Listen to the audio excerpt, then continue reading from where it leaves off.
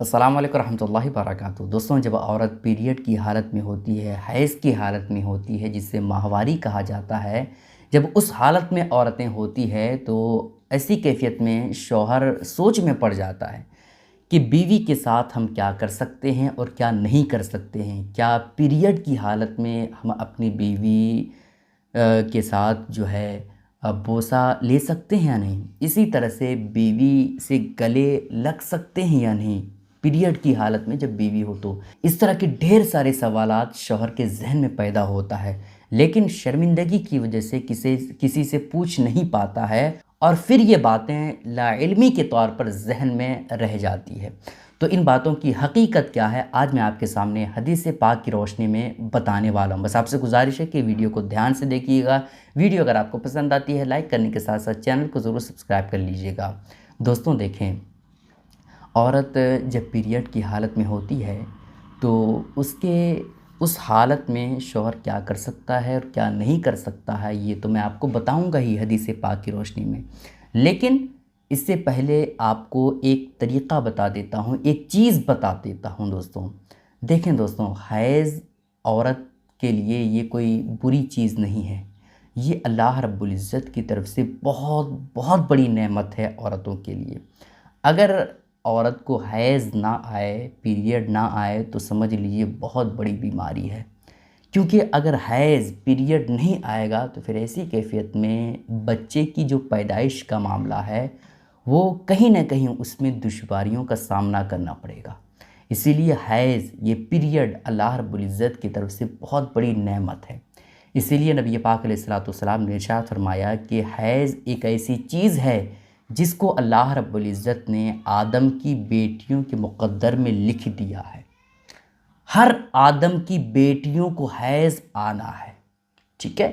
اس وجہ سے حیض یہ بری کوئی چیز نہیں ہے، بلکہ اللہ رب العزت کی طرف سے بہت بڑی نعمت ہے عورتوں کے لیے، ٹھیک ہے؟ اب دوستوں آپ کو بتا دیتے ہیں شوہر بیوی کے ساتھ حیض کی حالت میں، پیریڈ کی حالت میں کیا کر سکتا ہے اور کیا نہیں کر سکتا ہے۔ حدیث پاک آپ سن لیں، صحیح بخاری شریف کی حدیث پاک ہے، حدیث نمبر 299 ہے۔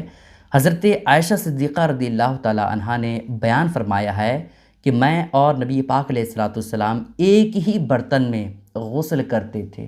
نبی پاک علیہ السلام کے تعلق سے حضرت عائشہ صدیقہ رضی اللہ تعالی عنہا کیا فرماتی ہیں کہ میں اور نبی پاک علیہ السلام ایک ہی برتن سے غسل کیا کرتے تھے، حالانکہ دونوں جنبی ہوتے، حالانکہ دونوں کیا ہے، ناپاکی کی حالت میں ہوتے، تب بھی دونوں ایک ہی برتن میں غسل کیا کرتے تھے۔ آگے کیا ہے، اور آپ مجھے حکم فرماتے، پس میں ازار بند لیتی، پھر آپ میرے ساتھ مباشرت کرتے، اس وقت میں حائضہ ہوتی۔ مباشرت کا مطلب جماع نہیں، مباشرت کا مطلب ہوتا ہے جماع کے علاوہ جو بوسہ لینا ہوتا ہے، گلے لگنا ہوتا ہے نا، آپس میں ملنا ہوتا ہے، اسے مباشرت کہا جاتا ہے، ٹھیک ہے؟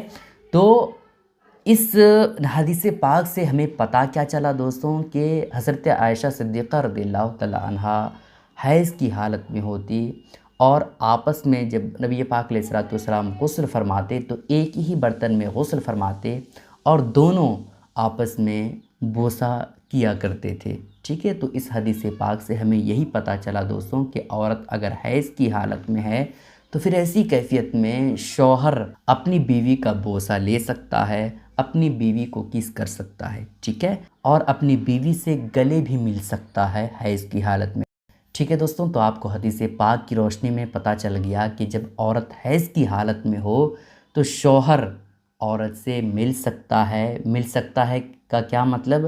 یعنی شوہر بیوی کا بوسہ لے سکتا ہے نا، کس کر سکتا ہے۔ اسی طرح سے شوہر بیوی آپس میں مل سکتا ہے، گلے لگا سکتا ہے، لیکن جماع نہیں کر سکتا ہے، ہم بستری نہیں کر سکتا ہے۔ ہم بستری کے علاوہ جو بھی ہے آپس میں ملنا، آپس میں بوسہ لینا، یہ سب کام کر سکتا ہے، ٹھیک ہے؟ امید کرتا ہوں دوستوں یہ باتیں آپ کو حدیث پاک کی روشنی میں سمجھ آ گئی ہوگی۔ گزارش ہے دوستوں کہ اس کلپ کو شیئر کریں تاکہ سارے لوگوں کو یہ کنفیوژن دور ہو جائے۔ السلام علیکم ورحمۃ اللہ وبرکاتہ۔